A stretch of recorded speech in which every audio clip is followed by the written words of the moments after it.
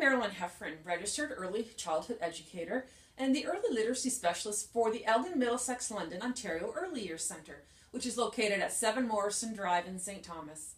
I'd like to share with you a selection of activities that can be incorporated into children's play as a way to support emergent literacy. Literacy is not just about reading books. It encompasses math, writing, reading, phonological awareness, letter recognition, fine motor skills, and more. The first couple activities I'd like to show you deal with letter recognition. The activity here is simply a whiteboard that's magnetic. I also have magnetic letters. And the goal of this is to get children to start looking at the attributes of each letter.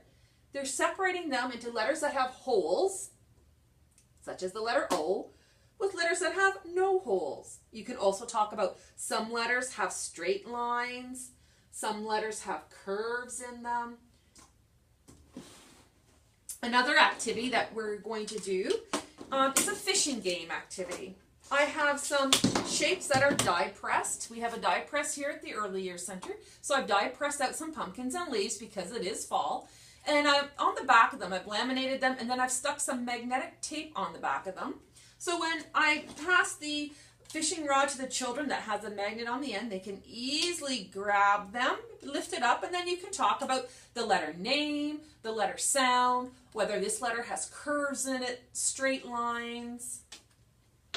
Another sensory activity that we're going to do is simply a tray with a little bit of salt in the bottom. This is a great activity that imprints the letter shape into the mind of the child, because as they're using their finger, the nerves on the ending of the finger, once it starts going through the salt, because the salt is coarse, this shape is going to imprint on their mind. It travels up the finger into the brain, so the shape, when they keep repeating it, and that's the key, repetition, repeat it over and over. The more you repeat, the stronger the imprint is in the mind. So this is just simply a tray that has some salt on it. You could also use pudding or cornstarch, but the coarser the item is, the better it connects with the nerves. Moving on to nursery rhyme activities. Nursery rhymes are great because children already know them. You might sing them. Their parents might sing with them. So we're using a candlestick and a block for the Jack Be Nimble, Jack Be Quick nursery rhyme. When you sing the nursery rhyme, and toddlers love this activity, you place this block on the floor and you get the children to jump over it. Jack be nimble, Jack be quick, Jack jump over, and really exaggerate the word over the candlestick. Once they've mastered the jumping over, then you can get them to talk about some spatial relations and spatial awareness.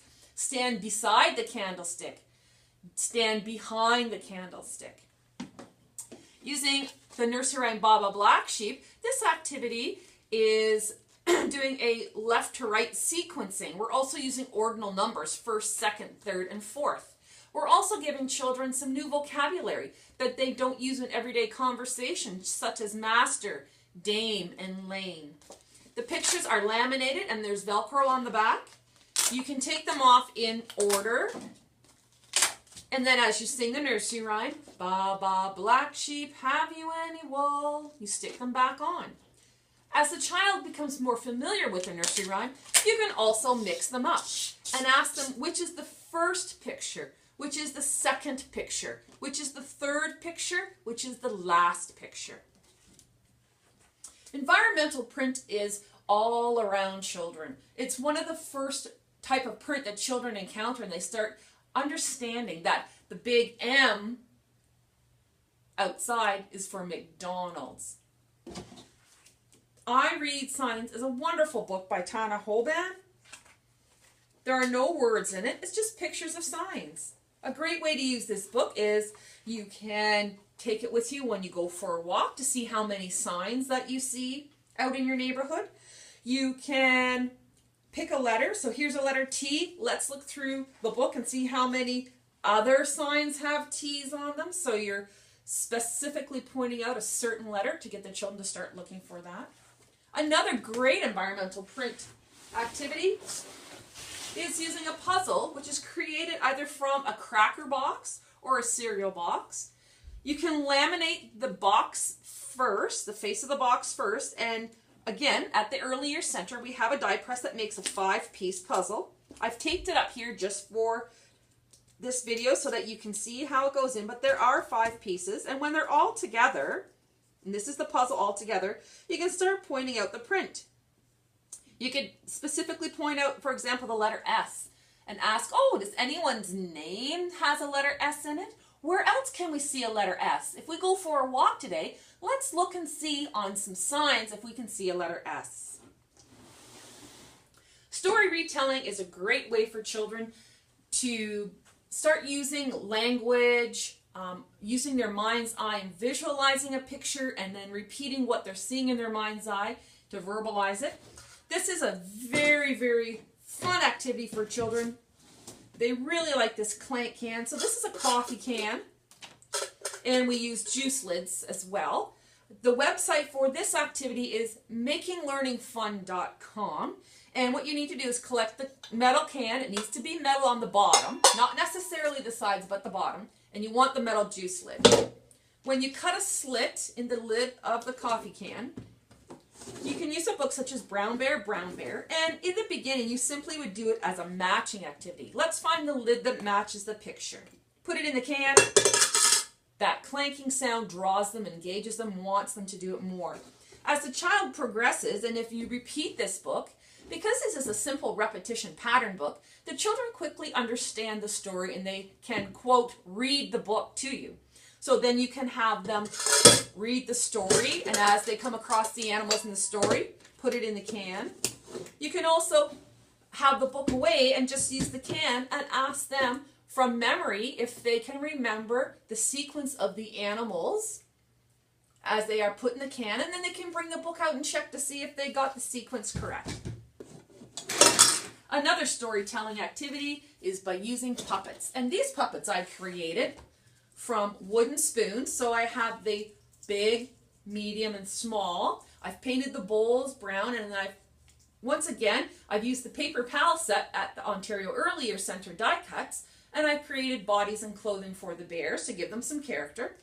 And then for Goldilocks, this is a dishwashing mop that you can find at the dollar store. I dyed her hair and trimmed her up, and then again with the paper pal set I created an outfit for her and a body for her. So by using puppets to retell a story, children feel more connected. They have something to hang on to. They can look at it, and then the story does not necessarily have to be word for word. As long as they understand that the story has a beginning, a middle, and an end, and the sequence of events, that's terrific. As an early math activity, we're going to use again a story. This story is called The Oreo Cookie Book, and it's counting backwards. So it starts out with a plate of 10 cookies, and as the story progresses, people come along and take them away. So children are seeing a full plate of cookies, and then this is some early subtraction. So when we keep taking away one, the numbers keep going down until there are no cookies left. For phonological awareness, we're going to use the song Down by the Bay. This activity, I printed the graphics out from a website, www.kidzclub.com. So it's got the lyrics right here. So here we are exposing children to print. They can see that these are the song words. Then we've got a graphic of a dragon and a wagon. And then I also printed out the words. So children can start seeing when we talk about rhyming words like dragon and wagon, that we just remove a couple of the letters and most of the words sound the same. They rhyme. And this is also lots of fun for children to start playing with letter sounds. Another fun game for children to start playing with letter sounds is Willoughby Wallaby Woo. An elephant sat on Marilyn.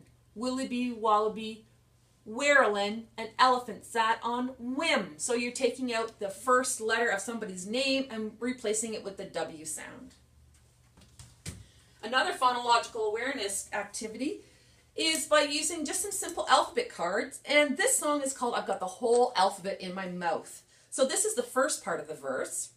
I've got the whole alphabet in my mouth. I've got the whole alphabet in my mouth. I've got the whole alphabet in my mouth. I've got the alphabet in my mouth. Then you would pick a card, talk about the letter name, the letter sound. This is the letter P. This is the sound it makes. P, pig. And then you would sing the second verse. I've got the letter P, pig. In my mouth, I've got the letter P, pig. In my mouth, I've got the letter P, pig. In my mouth, I've got the letter P in my mouth. You don't have to do all 26 letters. You can choose to do one or two or whatever letters that you're focusing on. Now for resources, I do have resources that you are able to borrow free of charge. ABC and Beyond is a terrific voice from the Hannon Center in Toronto, and it gives you some ideas on how to extend children's literacy activities. It talks about different techniques and tips, so it's a great borrow. Here's another book just called Preschool Math, so it gives you some ideas on how you can incorporate math. And then literacy play, so more of a dramatic play. Dramatic play is a great way to incorporate literacy because children are starting to use language that they hear out and about and repetition of language as well. I also have literacy kits that you're able to borrow. For example, this literacy bag has the book in it called Mouse Count, and we're going to use this as an early math activity. As we read the book, it's about a snake who finds some mice to eat and he puts them in a jar. So we have some props to go along with that to make the story more realistic. We have a jar in here. There are 10 mice, so you can count the mice out forwards from 1 to 10. And as the mice run away, you can count them out from 10 down to 1. We've got a rock, a plastic snake, and then just some activities, what you can do before, during, and after reading the book. I also have literacy bins. Inside the bin, most of the time there's a stuffed animal. Sometimes children need to hang on to a stuffy to kind of feel connected with the book. We have, of course, a selection of books, and this is a literacy kit about dinosaurs. So there's 3 different age-appropriate books in here about dinosaurs. There is a list called Branching Out. So this has extend the activity ideas on it. Dinosaur play, some more songs and poems. Then I've got some dinosaurs in here that you can use in some sensory activities or putting them in the blocks. So more of a loose parts. Then I have some other plastic dinosaurs that children can use with our counting frame, so they can count them out. They can sort them by color, so there's an early math activity there. There's a memory game. And there's also a nonfiction book as well. Children need to be exposed to nonfiction so they understand how nonfiction books work. So if you're interested in any of the websites that I've mentioned today or any of the activities, please feel free to call me at 519-631-9496, extension 809, or my email address is all lowercase letters, m.heffren, Heffren, at communitylivingelgin.com. Thanks. Have a great day.